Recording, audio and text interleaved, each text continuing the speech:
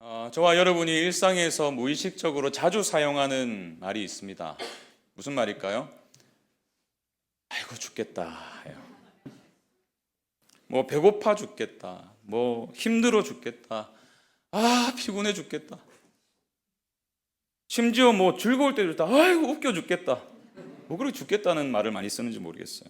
제가 사전을 찾아보니까 이 죽겠다라는 표현은 이 앞의 상태나 정도가 굉장히 심함을 과장하여 표현하는 말이다, 이렇게 되어 있더라고요.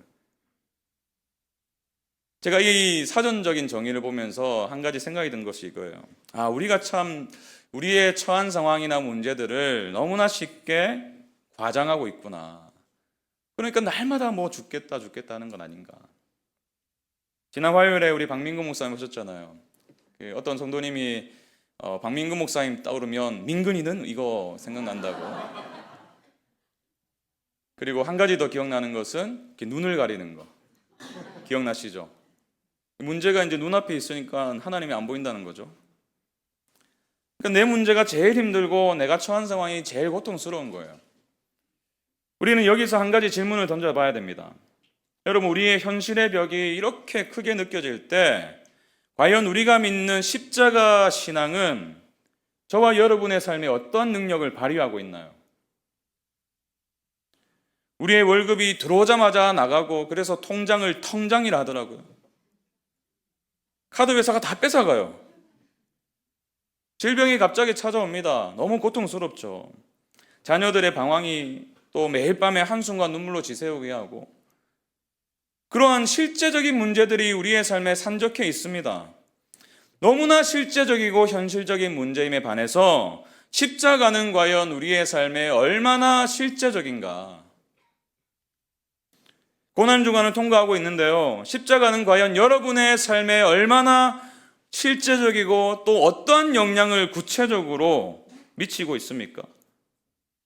혹시 우리의 삶을 너무나 실제적이고 우리의 문제는 너무나 커 보이고 피부에 와 닿는데 십자가는 너무나 영적이고 관념적이고 그런 무언가가 된 것은 아닙니까? 다른 말로 우리의 믿음과 우리의 삶이 너무나 분리된 채로 살아가고 있는 것은 아닙니까? 여러분, 왜 이런 일이 우리의 삶에 일어날까요? 제가 이번 한 주 가만히 생각해 보니까 이런 마음이 들었어요. 어쩌면 우리의 내면에서 십자가의 박제화가 진행되고 있는 것은 아닌가. 여러분, 박제가 뭐예요? 이 동물의 가죽을 벗겨가지고 그 안에 솜이나 뭐 대패가루를 넣어가지고 마치 죽어있지만 살아있는 것처럼 만들어 놓은 게 박제잖아요. 이 처음 박제된 뭐 사자라든지 호랑이라든지 이런 걸 보면요, 기겁을 합니다. 너무 생생하거든요. 털의 윤기도 그대로 남아있고 눈빛도 진짜 살아있는 것처럼 보여요. 근데 여러분, 그것을 여러분의 집에 매일 본다고 생각해 보세요. 어떻게 될까요? 익숙해지겠죠. 얼마 지나지 않으면 겉모습만 그럴듯한데 아무런 생명력도 또 그 사자가 나를 해칠 어떤 능력도 없다는 것을 우리는 알게 됩니다. 죽어 있는 거예요. 박제된 동물은 그 어떤 영향도 우리에게 줄 수 없습니다. 마찬가지예요. 여러분, 십자가가 박제화되어 버리면 십자가의 능력은 우리의 삶에 어떤 능력도 줄 수 없는 겁니다. 신앙생활을 오래 하면 할수록 십자가가 익숙해져요. 그렇지 않습니까? 십자가 하면은 뭐 너무 많이 들었어요. 처음 십자가의 은혜를 내가 발견했을 때 그 눈물과 감격은 어느새 사라져 있습니다. 앞에서 찬양팀이 십자가 노래를 불러도 우리는 덤덤해요.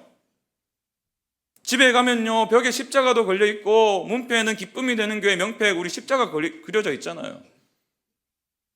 심지어 자동차 룸미러에도 걸어둡니다.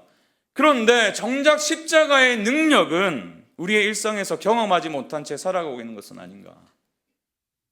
십자가가 생명력을 잃은 거예요. 우리의 마음에 박제가 되어버린 거예요. 그래서 지난 한 주 저 스스로에게 반복해서 던진 질문이 이것입니다. 십자가, 다시 말해서 예수님의 죽음은 오늘을 살아가는 나에게 어떤 의미인가? 똑같은 질문을 여러분에게도 드리고 싶어요. 지금 당장 돈이 필요하고 또 자식 문제로 눈물이 마를 날이 없고 질병으로 인해서 날마다 고통 속에 잠을 자고 있는데 그 현실 속에서 십자가는 여러분에게 어떤 의미입니까? 예수님의 죽음이 여러분의 인생에 어떤 의미냐고요? 그분의 죽음이 오늘을 살아가는 여러분의 삶에 실제적이고 구체적으로 어떤 영향을 미치고 있습니까? 여러분, 우리는 누군가의 죽음이 우리의 삶에 그렇게 영향을 주지 않는다는 사실을 매일 경험하며 살아가요. 오늘도 지금 중동에는 전쟁이 한창입니다. 그 끔찍한 전쟁으로 인해서 셀 수 없는 무고한 사람들이 생명을 잃었어요. 수많은 어린아이들이 목숨을 잃었습니다. 그러나 우리나라 뉴스에 보도되는 내용을 보세요. 어떤 내용이 보도되나요? 또 우리의 관심은 어디에 있습니까? 그들의 죽음보다, 전쟁의 참상보다 무엇을 보도하죠? 기름값이 얼마나 올랐는가? 주식은 얼마나 더 떨어질 것인가? 환율은 도대체 어디까지 오를 것인가? 여름에 여행 가려고 비행기 예약해 두는데 4월 1일이 되니까 막 유가가 폭등해가지고 여행을 가야 되나 말아야 되나? 여러분, 왜 그럴까요? 이란과 이스라엘은요, 너무나 먼 나라예요. 너무 멀리 떨어져 있어요. 그곳에 폭탄이 떨어져도 나에게는 아무런 상관이 없어요. 누가 죽었다는 사실에 그 소식을 들으면 안타까운 마음은 생기죠. 그러나 그 사실이 오늘 대한민국을 살아가는 나에게는 전혀 영향을 주지 않는다는 거예요. 그들의 죽음이 나와는 상관이 없기 때문이에요. 근데 제가 이러한 모습을 보면서 우리가 십자가를 대하는 태도가 이와 같을 수 있겠구나라는 생각이 들었어요. 여러분, 예수님의 죽음은요, 너무나 먼 과거의 사건이에요. 무려 2000년 전의 일입니다. 공간적으로도 한국 땅에서 일어난 일이 아니고 팔레스타인 변방에서 벌어진 일이에요. 성경이라는 오래된 문서에 기록되어 있지만 그분의 죽음은 오늘 당장 내가 내야 하는 카드값과 또 은행 대출 이자와 병원에서 받아든 진단서라는 오늘의 내 현실과는 아무런 상관이 없는 것처럼 보여요. 그래서 우리는 예수님의 죽음을 믿습니다. 내가 십자가를 믿습니다. 고백은 하지만 현실의 문제 앞에서는 여전히 세상 사람들과 똑같이 좌절하고 절망하고 그 감정과 고통이 우리의 삶을 지배하도록 내어버려 두는 거예요. 이런 우리를 향해서 알리스터 맥그라스라는 교수는 이렇게 말합니다. 신자가 의미를 추구하는 일은 하늘의 영역이 아니라 지금 이곳에서 일어난다. 필요한 것은 장차 일어날 변혁이 아니라 인간이 처한 현재의 상황에 직접 말해주는 상징이다. 우리는 정말로 지금 여기에 인간이 경험한 것들의 모순과 혼란들 속에 하나님이 임재하신다는 확신이 필요하다. 무의미함과 고난과 죽음의 세상에서 하나님은 어디 계시는가? 하늘에는 하나님이 계실지 모른다. 하지만 여기에도 계시는가? 이 질문에 대한 답을 우리가 가져야 된다는 거예요. 우리의 믿음은 관념이 아니라는 거예요. 여러분, 우리의 믿음은 실제라는 거예요. 오늘 여기에 우리의 삶에 미치는 실제적인 능력이 되어야 된다는 것입니다. 근데 여러분, 우리는요, 여러분 모르겠어요. 저는요, 너무 영적이에요. 칭찬같이 들리겠지만 너무 영적이라는 게 조금 부정적인 의미도 있습니다. 너무 영적이다 보니까 이 세상의 현실과는 전혀 어울리지 않는, 늘 하늘 생각하고,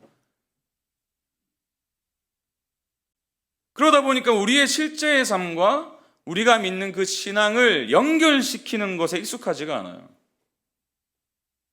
그러니까 삶과 신앙이 분리되어 살아갈 때가 많다는 거예요.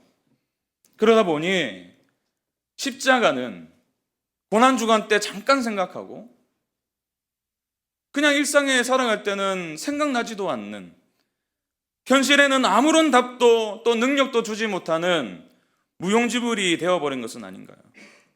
여러분, 여기에 우리의 신앙의 비극이 있는 거예요. 왜 우리는 고난을 두려워할까요? 여러분, 고난을 기뻐하시는 분 계세요? 아무도 없을 거예요. 우리는 고난을 싫어합니다. 두려워해요. 여러분, 왜 암이 찾아오면 인생이 끝난 것처럼 마음이 무너져 내릴까요? 왜 자녀가 신앙을 내가 떠나겠다고 선언을 하고 또 자녀가 원하는 대학에 떨어지면 왜 우리의 눈앞이 캄캄해지는 것입니까? 왜 우리 인생에 경제적인 어려움이 찾아오면 삶의 끈을 놓아버리고 싶은 마음이 드는 것입니까? 예수님의 죽음이, 그분의 십자가가 우리의 관념에 머물러 있기 때문이에요. 여러분, 그러나 우리가 간과하고 있는 중요한 사실이 있습니다. 여러분의 삶을 짓누르는 고통과 문제와 어려움과 이 모든 것들의 뿌리에 관한 사실. 우리는 왜 그렇게 현실 앞에 무릎을 꿇습니까? 왜 조금만 어려워도 좌절하고 절망합니까? 대답은 한 가지예요. 죽을 것 같아서예요. 죽을 것 같아서. 여러분, 결국 우리의 인생을 흔드는 모든 문제의 근원에는 죽음에 대한 두려움이 있는 거예요. 우리는 살고 싶지 죽고 싶지는 않아요. 소멸하는 것, 잊혀지는 것, 나의 존재가 아무것도 아닌 것으로 돌아가는 게 싫어요. 여러분이 겪고 있는 삶의 문제를 하나하나 한번 뜯어보세요. 질병도 그렇고, 자녀의 어떤 진로 문제도 그렇고, 해결되지 않은 가정 문제도 그렇고, 인간관계의 어려움도 그렇고, 여러분, 이 모든 것의 뿌리가 무엇입니까?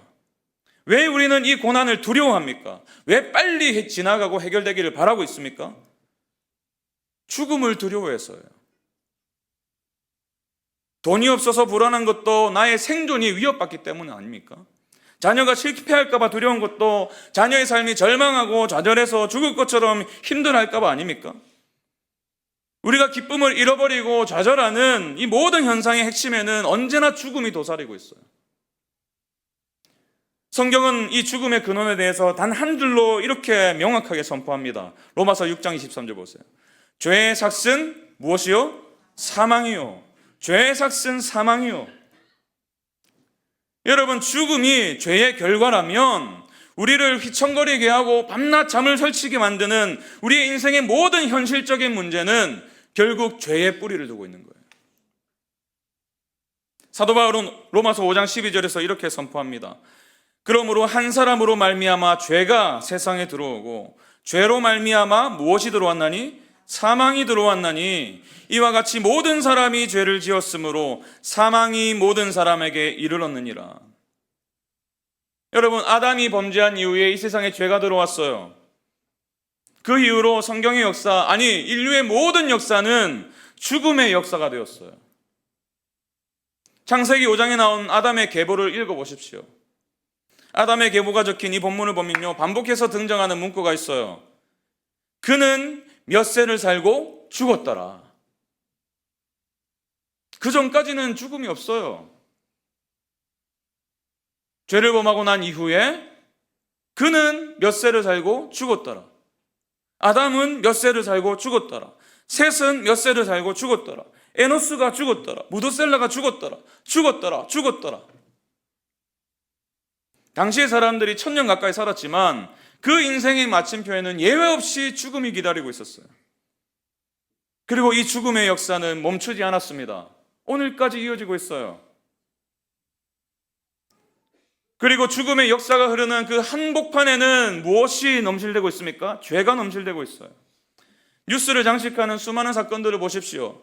묻지마 살인, 아동학대, 전쟁, 탐욕, 타인을 짓밟고 올라가려는 어떤 시기심, 질투, 직장과 가정에서 뒷담화, 관계 어려움, 이 모든 것이 어디서부터 왔습니까?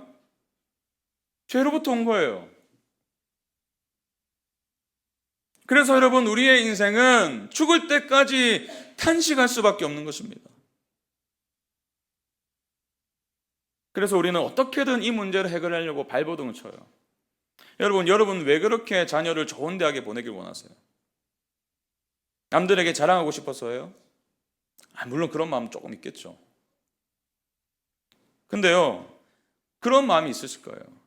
내 자녀는 내가 살아온 삶보다 더 좋은 삶을 살길 바라는 그 마음이 있을 거예요. 우리 자녀들이 좀 잘 됐으면 좋겠고, 잘 살았으면 좋겠고, 나보다는 좀 더 부유하게 살았으면 좋겠고. 그 마음이 어디서부터 출발합니까? 이 죽음의 권세를 이기고 싶은 거예요. 근데요, 우리가 경험적으로 알잖아요. 우리는 그렇게 바라고 자녀를 키우고 양육하지만 우리의 바람대로 되지 않습니다. 그런 간절한 마음을 가진다고 해서 아이들의 인생이 꽃길만 펼쳐지는 게 아니에요. 명문대에 입학을 해요. 취업을 해요. 그런다고 해서 아이들의 삶에서 고통이 줄어들지 않습니다. 그들의 삶에도 고난이 찾아올 거예요. 돈을 수십억 벌었다고 해서 불안한 마음이 사라지는 것도 아닙니다. 물론 좋은 직장에 들어가면 좋은 거예요. 돈을 많이 버세요. 좋은 겁니다. 그러나 기억하십시오. 결코 그것들이 죽음의 역사를 끊어낼 수 있는 구원자는 될 수 없다는 사실을 기억하셔야 돼요. 죽음의 역사를 멈추게 할 수 없어요. 건강에 대한 집착도 마찬가지입니다. 매일 새벽에 일어나서 달리기를 하고 수영을 하고 몸에 좋다는 수십 가지 영양제를 챙겨 드시고 팽팽한 피부 유지하기 위해서 피부과에 늘 정기적으로 다니시고, 저도 좀 다니고 싶어요 요즘에. 얼마 전 뉴스를 보니까요, 가천대 이길려 총장님 아시죠? 이분에 대한 기사가 났더라고요. 이분이 1932년생이세요. 올해 94세이십니다. 근데요, 강단에서 연설을 하시는데 허리가 꼿꼿하세요. 머리숱도 얼마나 풍성하신지 몰라요. 피부도 뭐 그 연세에 비해서는 너무나 좋으시고 목소리도 힘이 넘치시고, 그러니까 사람들이요 음모론을 제기해요. 이분이 이제 운영하시는 길병원, 거기에 무슨 뭐 연구센터가 있어가지고 이분이 지금 임상 실험을 하고 있다. 그렇지 않고서는 이렇게 살아갈 수 없다. 외계인인지도 모른다. 뭐 이런 소리가 돌아다닌대요.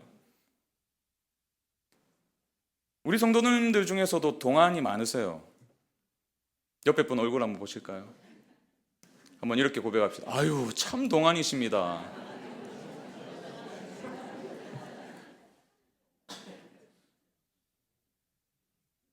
저도 좀 동안이거든요.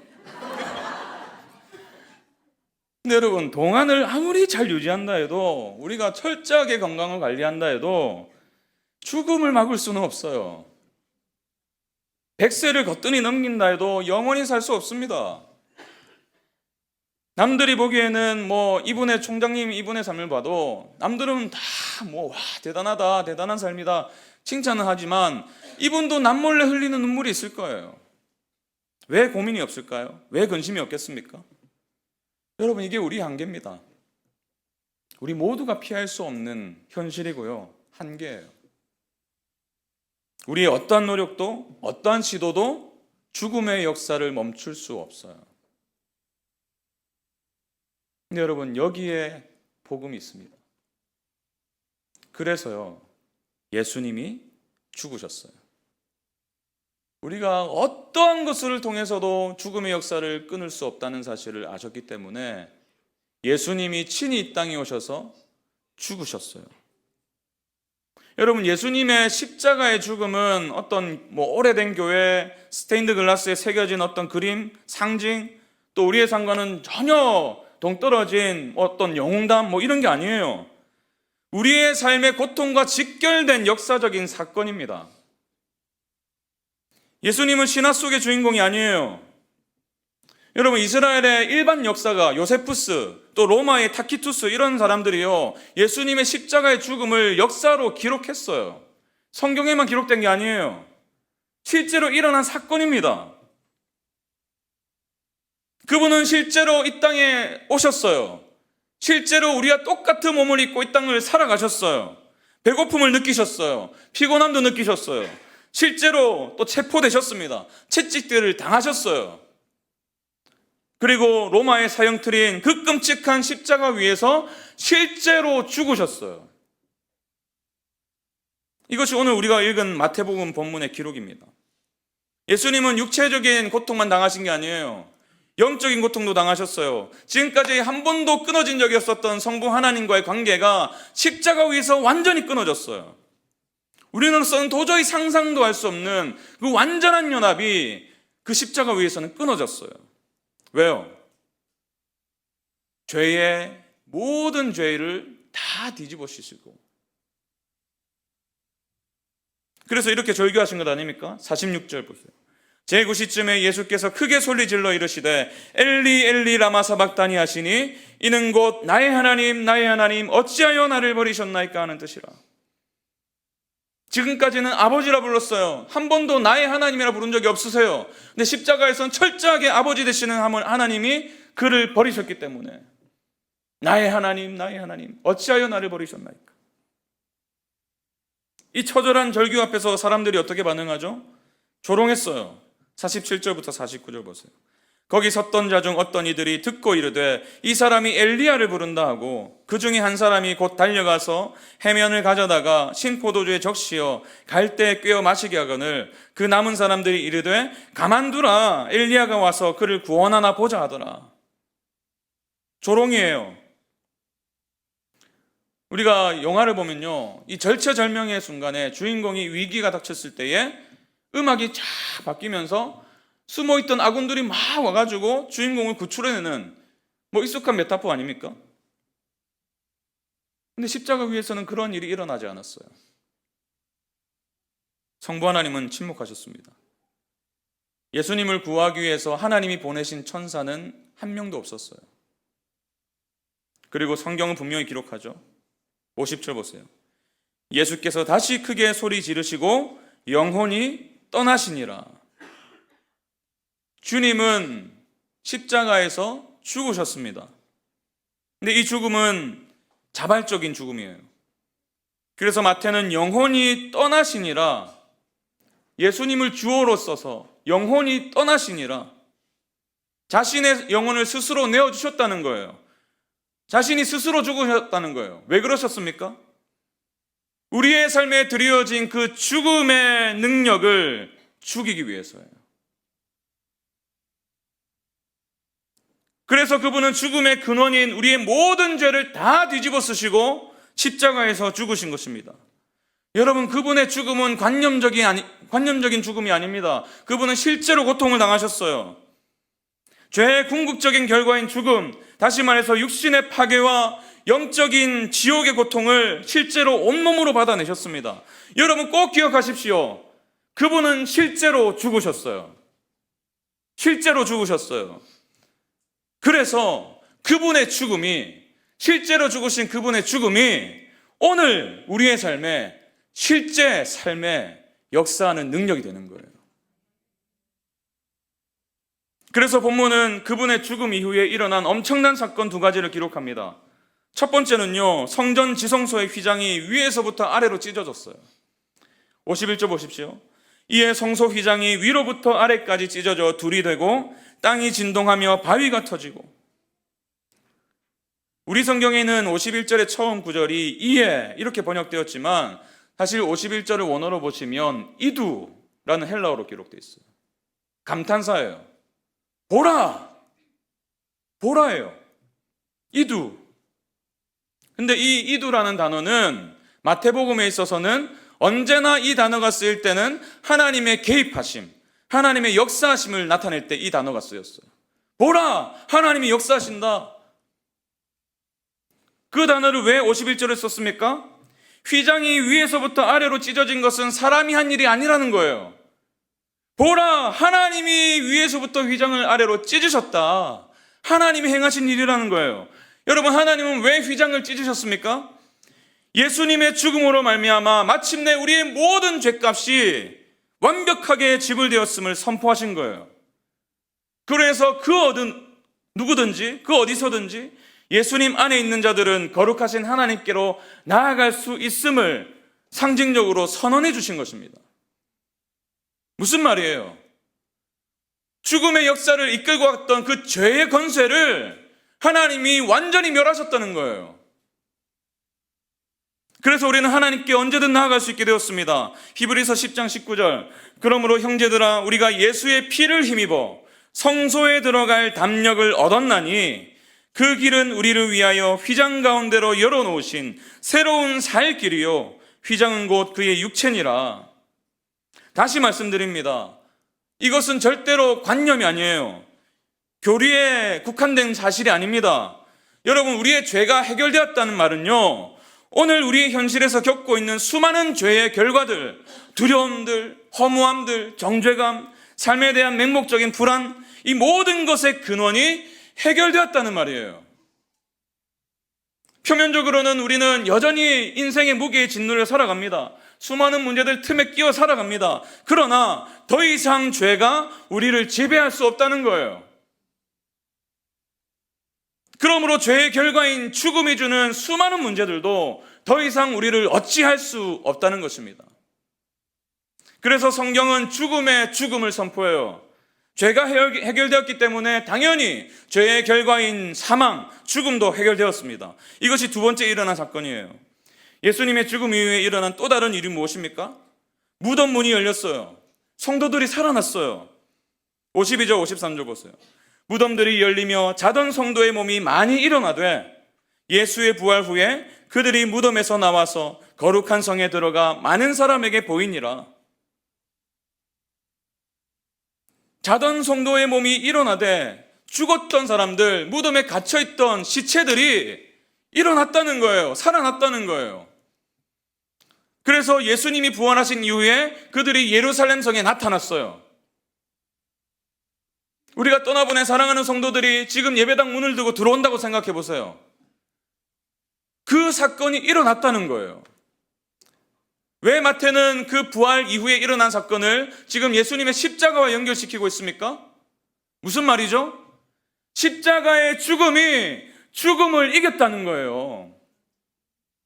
그분의 죽으심이 죽음의 권세를 멸하셨다는 거예요. 그로 인해서 우리는 더 이상 죽음을 두려워하지 않을 수 있는 존재, 죽음이 끝이 아님을 아는 존재가 되었음을 지금 우리에게 생생하게 보여주고 계신 거예요. 그래서 히브리서 2장 14절 15절은 이렇게 선포합니다. 자녀들은 혈과 육에 속하였음에 그도 예수님도 또한 같은 모양으로 혈과 육을 함께 지내심은 왜 주님이 성육신하셔서 이 땅에 오셨는가? 죽음을 통하여 죽음의 세력을 잡은 자 곧 마귀를 멸하시며 또 죽기를 무서워함으로 한평생 매여 마귀에게 그 죽음의 권세에 종노릇하는 모든 자들을 놓아주려 하심이니. 할렐루야. 여러분, 이것이 십자가의 능력입니다. 십자가로 인해서 죄가 해결되었어요. 죄가 해결되었기 때문에 죄의 삭신 사망은 더 이상 우리를 어찌할 수 없습니다. 그래서 우리는 이렇게 선포하는 거예요. 고린도서 15장 55절 같이 읽습니다.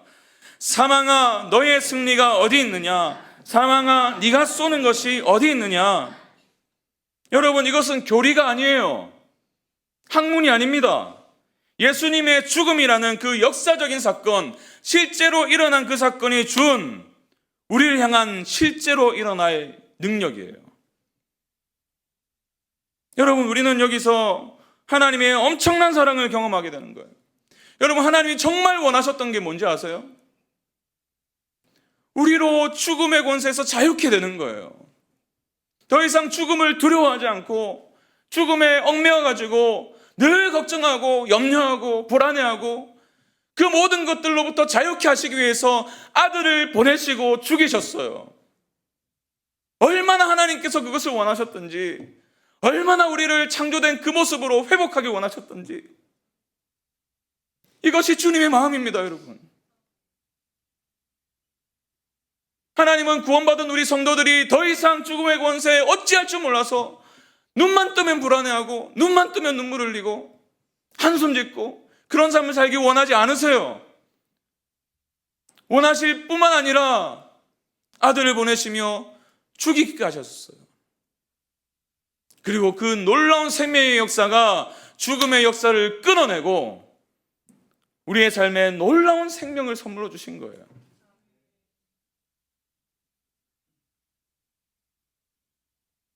팀 켈러 목사님이 쓰신 죽음에 관하여라는 책을 보면요, 한 목사님의 일화를 소개합니다. 이 반 하우스라는 목사님인데, 이분이 이제 목회할 당시에 30대 후반이셨던 사모님이 암으로 돌아가셨어요.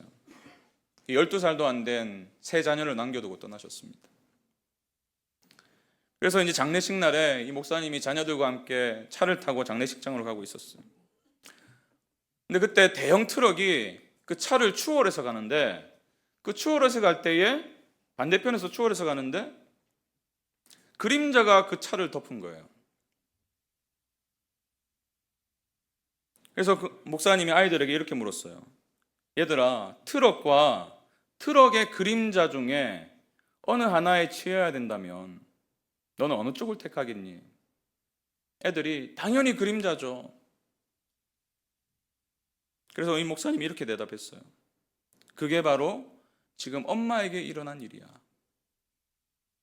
죽음 자체에 예수님이 이미 치여 죽으셨기 때문에 엄마는 죽음의 그림자에 치였을 뿐이야. 여러분, 그래요. 우리가 예수님 믿는다고 해서 우리의 마음에 불안이 완전히 사라지지 않아요. 걱정과 근심과 또 수많은 문제들이 우리를 기다리고 있을 거예요. 죽음의 그림자는 여전히 남아 있습니다. 그것이 우리의 현실이에요. 여러분, 오늘 은혜 받았다고 해서 내일 아침에 눈을 뜨면 해결된 문제가 사라질까요? 아니에요. 그대로 남아있을 수 있어요. 중동의 전쟁이 계속되면서 경제적인 타격을 입고 계신 분들도 계세요.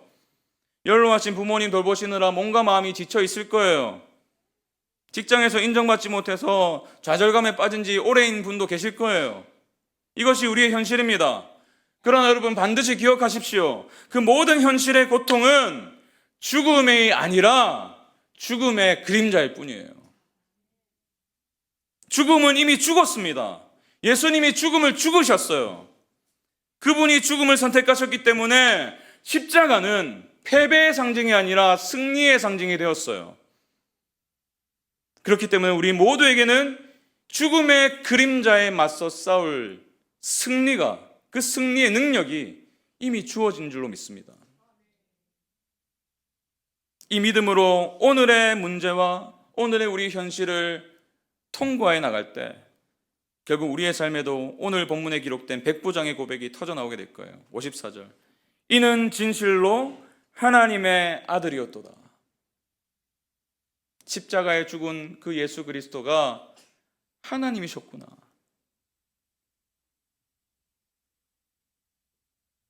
수많은 문제들 속에서, 그 절망의 상황 속에서 나의 고난에 동참하시고 나를 대신해서 죽음을 택하신 그분이 나의 구원자이시고 죽음을 죽이신 승리자시구나. 이것이 우리의 믿음의 여정 속에 주님께 드릴 고백이에요.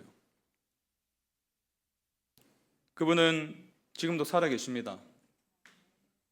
십자가를 통과하신 주님은 부활하셨어요. 승천하셨어요. 지금 어디에 계실까요? 영으로 존재하시는 게 아닙니다, 여러분. 부활하신 몸 그대로 가지시고 하나님 보좌 우편에 계세요. 어딘지는 모르겠어요. 근데 여러분 기억하십시오. 주님은요, 영적으로 존재하는 게 아니라 부활의 몸을 입고 존재하십니다. 그리고 그 몸을 입고 다시 오실 거예요. 무슨 말이죠? 지금도 살아계시다는 그 말이 관념이 아니라는 거예요. 주님은 실제로 오늘도 살아계세요. 항상 살아계셔서 지금도 하나님 우편에서 우리를 위해서 간구하고 계십니다. 저는 이 고백을 안고 죽음의 그림자에 맞서서 승리한 믿음의 사람들을 너무나 잘 알아요. 제 가까운 분들 가운데 참 많은 분들이 이 믿음 가지고 오늘을 살아가셨어요. 자주 말씀드리지만 저희 어머니도 그 중에 한 분이세요.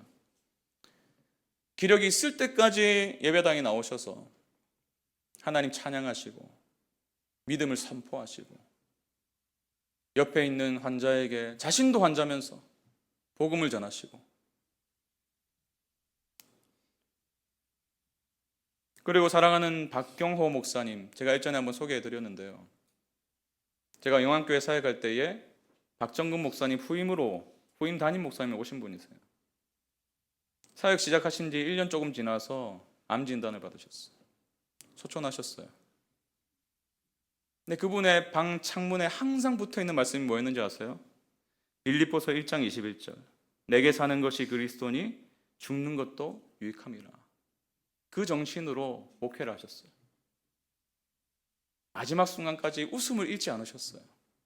오히려 성도님들 힘내시라고, 천국 소망 바라보시자고. 그리고 또 한 사람이 있어요. 딱 2년 전 오늘이더라고요. 4월 3일, 24년 4월 3일. 저희 사랑하는 친구가 주님의 부르심을 받고 이 땅을 떠났습니다. 최진호 집사예요. 제가 청년 시절에 함께 동력을 했던 귀한 동력자입니다. 근데 40대 초반에 암이 찾아왔어요. 젊어서 그런지 암이 굉장히 빠르게 퍼져나갔습니다. 결국 호스피스 병동으로 옮겼어요. 그 소식을 들으시고 박정근 목사님이 그 친구를 찾아가셨어요. 이제 며칠 남지 않아서 온몸이 살이 다 빠지고 거의 뭐 뼈만 남은 채로, 근데 환하게 웃더래요. 그러면서 목사님 손을 꼭 붙들고 이런 말을 하더래요. 목사님, 슬퍼하지 마세요. 저 지금 주님께 이사 가요. 근데 제가 걱정거리 하나가 있습니다. 저희 부부가 결혼하고 평생을 기도했지만 예수 믿지 않으셨던 우리 장인어른, 장모님, 3개월 전에 처음으로 교회에 오셨는데 사위를 어떻게든 살려보시려고 오신 것 같은데, 제가 이렇게 떠나는 걸 보면 우리 장인 장모님이 낙심해서 하나님 떠날까 봐 그게 제일 무서워요. 제발 기도해 주세요. 사랑하는 저희 친구는 육신의 죽음을 두려워하지 않았어요. 진짜 죽음, 사랑하는 장인 장모의 영적인 죽음을 훨씬 더 두려워했습니다. 그가 그토록 걱정하던 장모님이 우리 진호 집사가 떠나기 전에 이틀 전에 문자 한 통을 보냈대요. 이렇게 보냈답니다. 진호야, 내 사위가 되어주어 고맙다. 싹싹한 내 사위, 엄마의 기도가 부족해 너를 살릴 수 없었나 보다. 안타깝고 아까운 내 사위, 하나님의 부름을 받는다니 부족한 애미가 할 말이 없구나. 진호야, 네 덕분에 하나님을 영접하게 되어 너무 고맙고 감사하다. 그동안 짧은 인생 사느라 참 많이도 고생했구나. 하나님의 뜻에 따라 천국 가서 편히 쉬고 있으렴. 곧 우리도 뒤따라갈 테니 그때 천국 가서 다시 만나자. 아이들은 우리 힘 닿는 한 잘 키울 테니 아무 걱정하지 말게. 하나님 곁에서 우리 사위 편히 쉬기를 진심으로 기도한다. 지금도 이분이 3명의 손주를 훌륭하게 키우면서 영안교회에서 신앙생활하고 계세요. 여러분, 이것이 복음의 능력입니다. 십자가의 능력은 관념이 아니에요. 우리의 삶을 바꿀 수 있는 하나님의 능력인 줄로 믿습니다. 십자가는 죄와 사망의 권세를 무너뜨렸어요. 오늘 우리가 겪고 있는 수많은 문제와 어려움은 사실 우리를 어떻게 하지 못합니다. 주님의 죽으심이 죽음의 권세를 죽였어요. 그분의 승리가 우리의 삶을 붙들고 있습니다. 그래서 우리는 이렇게 선포할 수 있는 거예요. 우리 주 예수 그리스도로 말미암아 우리에게 승리를 주시는 하나님께 감사하노니. 할렐루야. 관념이 아닌 실제가 된 십자가의 승리가 오늘의 고난을 넉넉히 이겨낼 하나님의 능력인 줄로 믿습니다. 여러분, 오늘 우리가 함께 참여할 성찬은 그분의 죽음의 실제를 보는 시간이에요.